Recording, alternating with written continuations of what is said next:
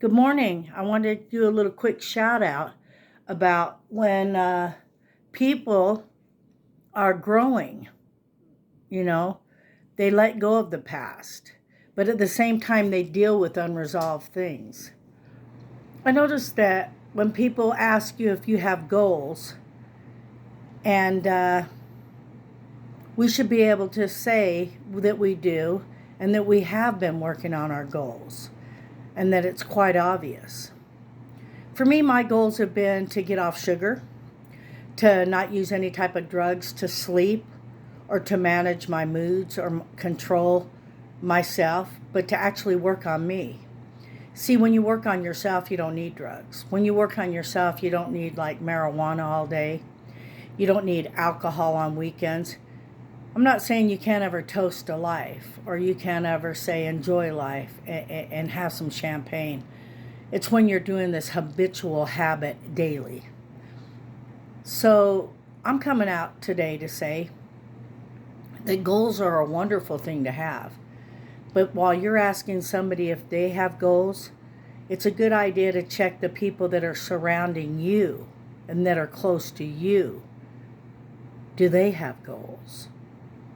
And what are they?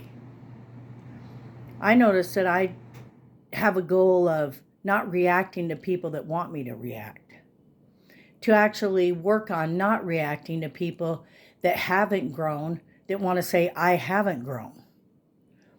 Because when you just stop caring and doing for people that don't care or do for you, that are always guilting you and living in the past because they never want to be present. See, when you're present, you're accountable. When you're present, you've dealt with the past.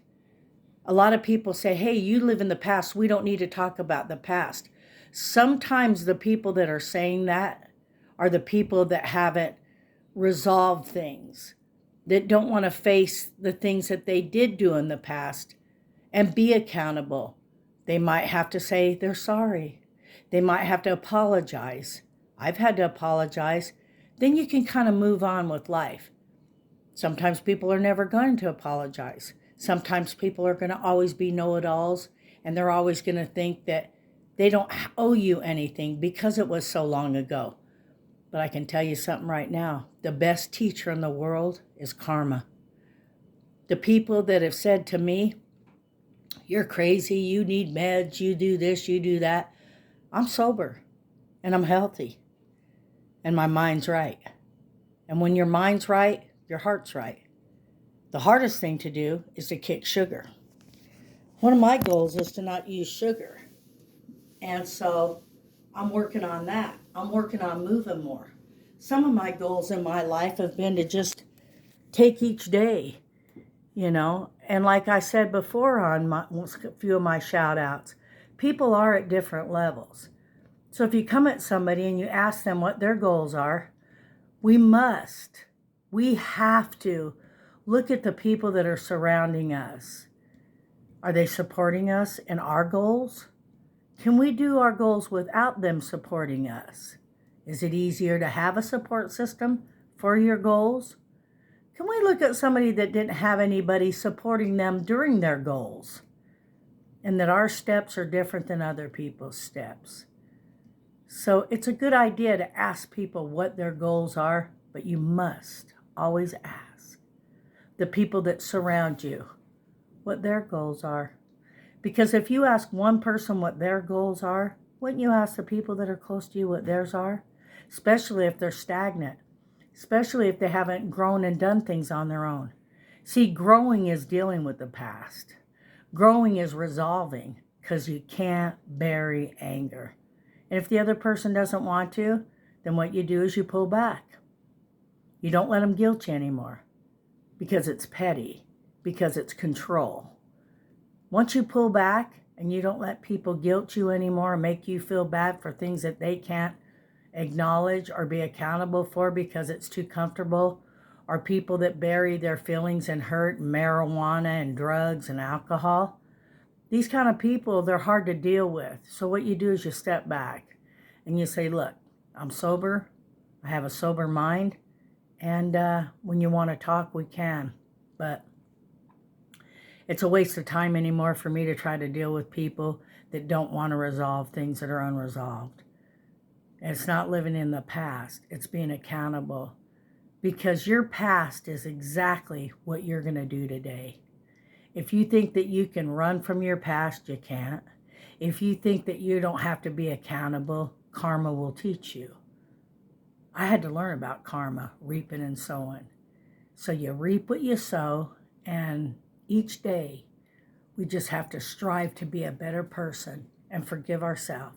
And it's Miss Cool coming on here with a little bit of wisdom. I fall short. I'm always getting up. But before you define me and before you judge me, let me tell you what I've been through and what I have overcome. Miss Cool sober free. Miss Cool don't need drugs to go to bed. Miss Cool don't need drugs to get up. And I'm not mocking marijuana per se, but it's overused today. People do it on the job all day. People need it all day. There's a time and a place, I think, for everything. So if it's mind altering and it's tapping a lot of stuff in your brain where you can't sleep or you can't make a quick decision, I actually believe that if you use drugs like that continually, you can become schizophrenic. There's an organic bipolar that I have from my grandfather. So being not on medication, I haven't murdered anybody. I haven't robbed a bank, but I do watch my triggers.